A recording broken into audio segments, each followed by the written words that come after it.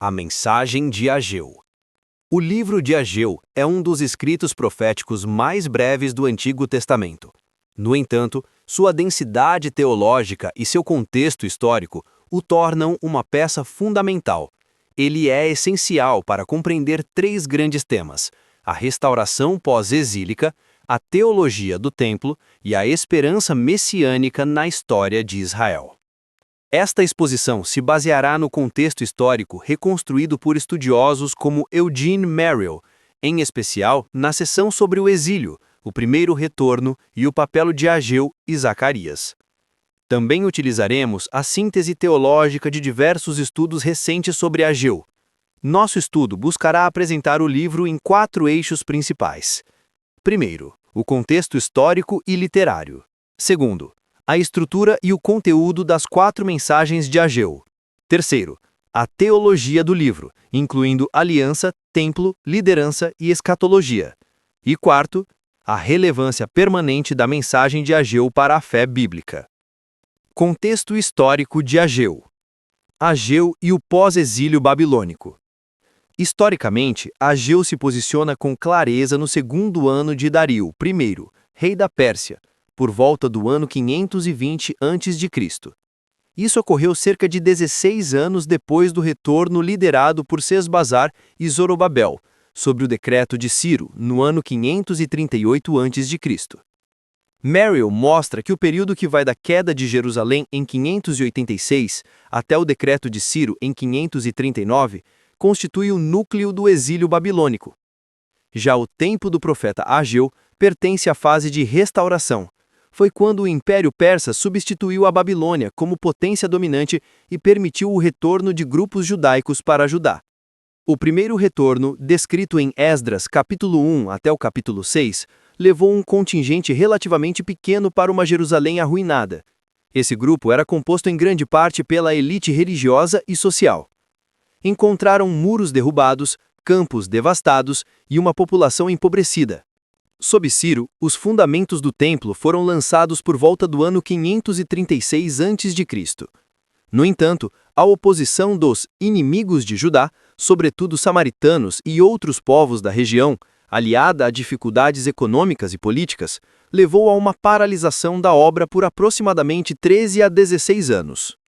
Com a morte de Ciro e o curto reinado de Cambises, seguidos pela ascensão de Dario I, a política persa se reorganizou. Merrill mostra que Dario, após sufocar rebeliões e estabilizar o império, investiu em grandes reformas administrativas. Seu sistema de estradas e comunicações também beneficiou a província de Jerusalém. É nesse contexto que Ageu é levantado como profeta, ao lado de Zacarias. Sua missão era conclamar o povo a retomar a reconstrução do templo, interrompida havia anos. Portanto, Ageu é o primeiro profeta pós-exílico que temos registro, sendo sucedido por Zacarias e mais tarde por Malaquias. Situação política, social e religiosa em Judá. O cenário em Judá no tempo de Ageu era de ruína, retorno e reconstrução. Politicamente, Judá era apenas uma pequena província dentro da grande satrapia, além do Eufrates. Estava submetida à autoridade persa, por intermédio de governadores locais. Entre eles, destacava-se Zorobabel, governador de Judá e descendente da casa de Davi, ainda que com poderes limitados. Religiosamente, o culto sacrificial fora retomado de maneira rudimentar sobre o altar. Contudo, o templo continuava em ruínas e a comunidade vivia uma crise de identidade e de esperança. Merrill descreve que, após a euforia inicial do retorno, vários fatores levaram o povo a priorizar suas vidas privadas. A oposição dos povos vizinhos, os embargos formais à obra e a pressão econômica fizeram com que as energias se concentrassem em reconstruir casas particulares, plantar campos e reorganizar a economia local. Em pouco tempo, surgiram casas apaineladas, ou seja, bem acabadas, para os próprios judeus. Enquanto isso, a casa de Yahvé permanecia devastada. As frustrações econômicas, como secas, colheitas fracas e escassez, eram interpretadas pelos profetas como sinais da disciplina divina. Essa disciplina era uma resposta direta à negligência para com o templo. Espiritualmente, Ageu encontra um povo apático, um povo voltado a interesses particulares, iludido com a falsa segurança do cotidiano e desanimado com a perspectiva de um templo muito inferior ao de Salomão. É nesse ambiente de desencanto que Ageu traz uma mensagem incisiva. Seu estilo é de um profeta à moda antiga, como resume uma síntese sobre profetas pós-exílicos. Ele combina repreensão e encorajamento, juízo e promessa.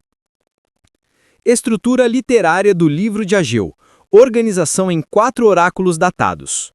O livro de Ageu é notavelmente preciso em suas datas e estrutura. Ele se compõe de 4 mensagens proféticas, todas situadas no 2º ano de Dário I, em 520 a.C., num intervalo de cerca de 4 meses. A primeira mensagem é um chamado à reconstrução do templo. Está em Ageu, capítulo 1, versículos 1 a 11.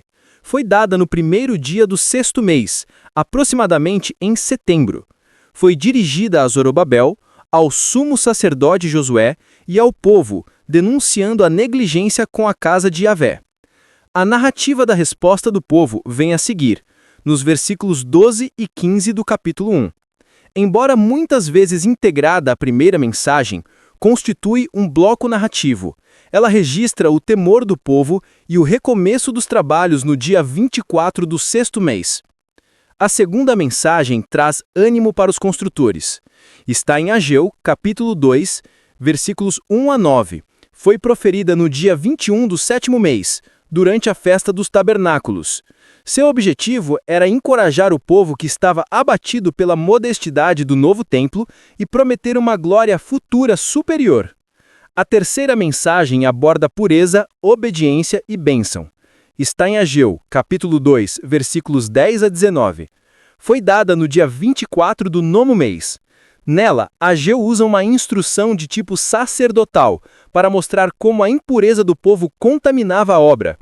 Ele também promete que a partir daquele dia, Yahvé abençoaria suas colheitas.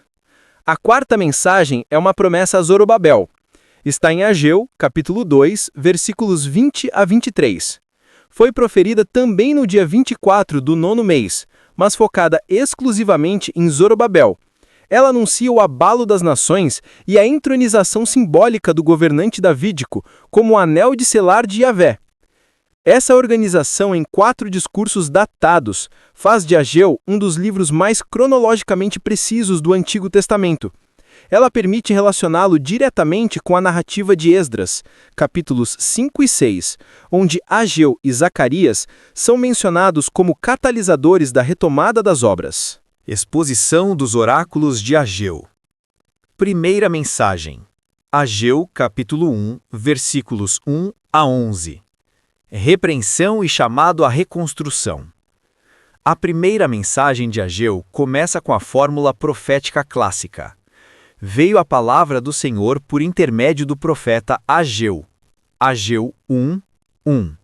Foi dirigida simultaneamente à liderança política, Zorobabel, à liderança religiosa, o sumo sacerdote Josué, e ao povo como um todo. O conteúdo central é uma denúncia da inversão de prioridades. O povo afirma: ainda não é tempo de vir, o tempo em que a casa do Senhor deve ser edificada.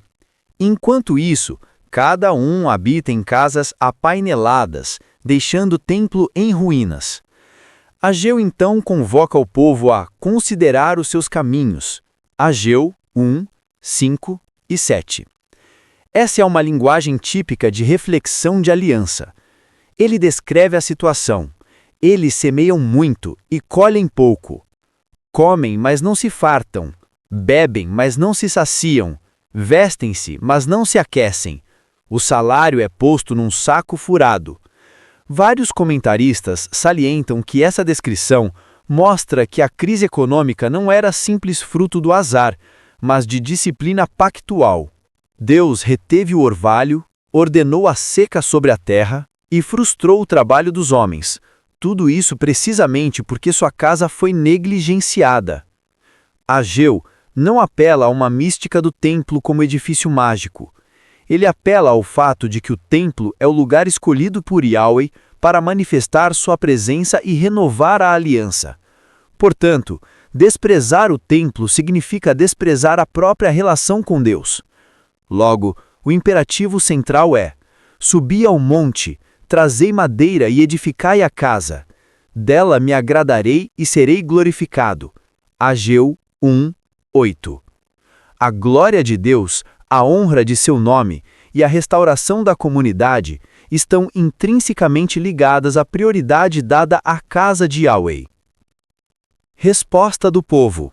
Ageu, capítulo 1, versículos 12 a 15.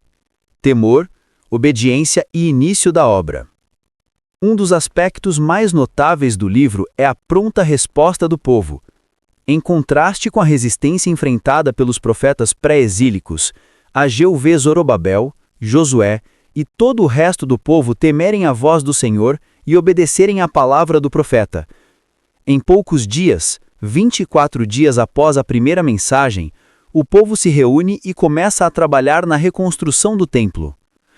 A mensagem de Ageu se transforma, então, em repreensão em consolação. Ele transmite as palavras divinas: Eu sou convosco, diz o Senhor. Essa fórmula de presença divina ecoa promessas anteriores da aliança, como em Êxodo capítulo 3, versículo 12, e Josué capítulo 1, versículos 5 a 9.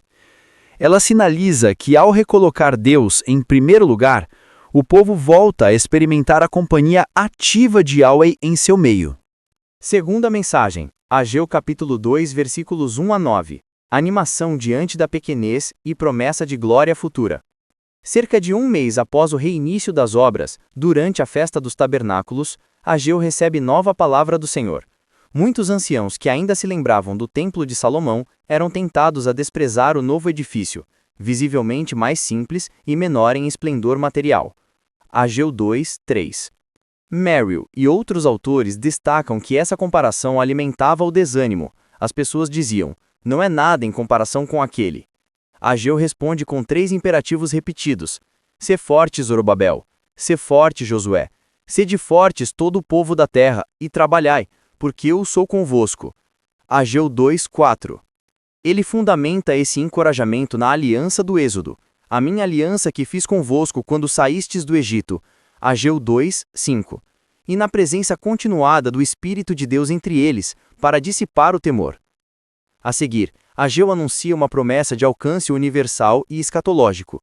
Deus fará tremer céus, terra, mar e terra seca. Fará tremer todas as nações e virão as coisas preciosas de todas as nações, enchendo o templo de glória. Ageu 2, 6 e 7. O Senhor afirma: minha é a prata e meu é o ouro. Ageu 2, 8. Relativizando a preocupação com a pobreza material da construção. A promessa continua: a glória desta última casa será maior do que a da primeira, e neste lugar darei a paz. Ageu 2, 9. A tradição cristã, apoiada em leituras de vários estudiosos, enxerga aqui uma antecipação cristológica. A verdadeira glória do segundo templo não estaria em sua arquitetura, mas sim no fato de que o Messias, Jesus Cristo, ali entraria, trazendo uma paz mais profunda e duradoura. Mesmo em uma leitura estritamente do Antigo Testamento, porém, a promessa sublinha um projeto divino maior. O modesto templo pós-exílico participa de um plano que envolve o abalo das potências mundiais e a reunião das nações para a adoração de Yahvé. Terceira mensagem, Ageu capítulo 2, versículos 10 a 19. Santidade, contaminação e virada da maldição para a bênção. Na terceira mensagem, Ageu recorre a uma instrução de tipo sacerdotal para corrigir uma falsa suposição do povo. Ele pergunta aos sacerdotes se a santidade de uma carne santa, carregada na orla de um vestido, poderia tornar santo aquilo que tocasse. A resposta é não. Em seguida, pergunta se um corpo impuro, por ter tocado um cadáver, ao tocar um alimento, o tornaria impuro. A resposta agora é sim. A lição é clara: a santidade não é contagiosa por simples contato externo, mas a impureza é. Ageu aplica isso ao povo. Assim é este povo, e assim é toda a obra de suas mãos, e o que ali oferecem é impuro. Ageu 2, 14. Ou seja, O simples fato de reconstruírem o templo sem uma disposição de coração corretamente alinhada com Deus não tornava automaticamente pura a comunidade. Pelo contrário, a impureza de um povo espiritualmente afastado contaminava até mesmo o culto. Ao mesmo tempo, Ageu convida o povo a considerar retrospectivamente a sua situação antes de se pôr pedra sobre pedra no templo do Senhor. Era uma situação de frustração.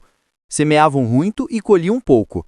O produto do lagar, do cereal, do vinho novo, do azeite e de tudo o que produziam era atingido por ferrugem, mofo e granizo.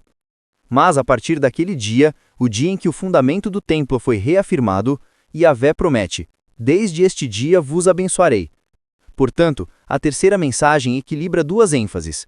Primeiro, a necessidade de uma obediência interior e de santidade, sem confiar em méritos rituais externos. E segundo, a garantia de que o retorno à prioridade da casa de Deus inaugura um novo período, em que a maldição pactual é revertida em bênção material e espiritual. Quarta mensagem. Ageu capítulo 2, versículos 20 a 23. Zorobabel como anel de selar e esperança messiânica. A última mensagem, pronunciada no mesmo dia da terceira, é dirigida exclusivamente a Zorobabel, governador de Judá. Novamente, Ageu fala de um grande abalo cósmico. Deus fará tremer céus e terra, derrubará o trono dos reinos, destruirá a força dos reinos das nações. Em meio a essa reviravolta geopolítica, Zorobabel é escolhido como anel de selar de Yahvé, porque Deus o tomou como servo. Ageu 2:23. No Antigo Oriente, o anel de selar era símbolo da autoridade pessoal do rei. Trazer alguém como anel de selar significava investir essa pessoa com autoridade representativa e fidelidade assegurada. Merrill lembra que, historicamente, Zorobabel exerceu uma liderança real limitada como governador vassalo da Pérsia. Não houve uma restauração política plena da monarquia davídica naqueles dias. Contudo, a linguagem de Ageu resgata promessas feitas a Davi e à sua casa. Ela reabre a perspectiva de um servo davídico restaurado que atuaria como representante de Deus na história. Tanto a tradição judaica quanto a cristã viram nesse texto um ponto de contato importante para a teologia messiânica. Zorobabel é um tipo, um prenúncio do Messias davídico que viria em plenitude. Assim, Ageu termina seu livro não apenas com a restauração do templo, mas com uma nota escatológica de esperança em meio a um mundo político instável. Teologia do livro de Ageu. 1. A centralidade do templo e da presença de Deus. Um dos temas mais evidentes em Ageu é a centralidade do templo, como lugar da presença especial de Deus no meio do seu povo. Antes do exílio, o Templo de Salomão simbolizava a morada de Yahvé. Porém, havia se tornado palco de idolatria e injustiça, levando à sua destruição. No pós-exílio, a ausência do templo em funcionamento pleno significava, simbolicamente, uma relação quebrada com Deus, ainda não plenamente restaurada. Ageu insiste que a reestruturação não é um assunto secundário de arquitetura religiosa, é a condição para que a comunidade volte a experimentar a bênção e a presença de Yahvé. Ignorar o templo equivale a dizer na prática que Deus pode ocupar um lugar secundário. Por isso, a reversão das condições econômicas adversas está ligada ao ato de responder ao chamado de Deus para edificar sua casa. Ao mesmo tempo, Ageu relativiza o valor puramente material do templo. Deus afirma que a prata e o ouro são seus, e que ele pode enchê-lo de glória com sem ou riqueza humana. A glória maior prometida para a última casa aponta em última instância para a manifestação da própria presença divina em termos escatológicos. 2. Aliança, obediência e retribuição pactual. Ageu se move dentro da lógica da aliança sinaítica. Nela, a obediência a Deus traz bênção e a desobediência traz maldição. As colheitas frustradas, as secas, o mofo e o granizo são apresentados como consequência direta da negligência para com a casa de Yahvé. Ao mesmo tempo, a prontidão com que o povo responde, teme e obedece leva a uma virada igualmente clara. Desde este dia vos abençoarei. Há uma causalidade pactual entre a reorientação das prioridades, colocar a casa de Deus em primeiro lugar e a restauração das bênçãos materiais e espirituais. Isso não deve ser reduzido a um esquema simplista de prosperidade automática. Precisa ser entendido na chave pactual. A comunidade pós-exílica só pode florescer na medida em que se submete de novo às exigências da aliança,